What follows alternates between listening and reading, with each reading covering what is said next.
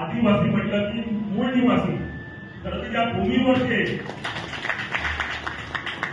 पहिला हक्क, या भूमीवरच्या साधन संपत्तीचा पहिला हक्क ज्या समाजाचा आहे अशा समाजाला आदिवासी असं म्हटलं जातं. परंतु माझी एक तुम्हा सगळ्या मंडळींना विनंती राहील की अजूनही आपल्या समाजातून तहसीलदार, डेप्युटी कलेक्टर अशी मंडळी उदयास यायला पाहिजे. मला हे सांगावं वाटेल की आरक्षण आपल्या हक्काचं आहे. आरक्षण आपल्याला कोणी उपकार करून दिलेलं नाही, आपला अधिकार आहे.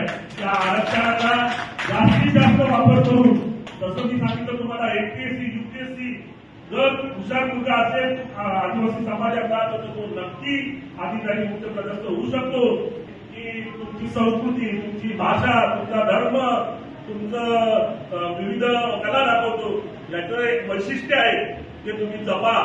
हे फार मोठी असेट आहे तुमची संपत्ती आहे. हे सगळं जपत असताना मॉडर्नायझेशन आणि ग्लोबलायझेशनच्या जमान्यामध्ये जे काही तंत्रज्ञानामुळे संधी उपलब्ध होत आहेत त्या देखील संधीचा फायदा घ्या.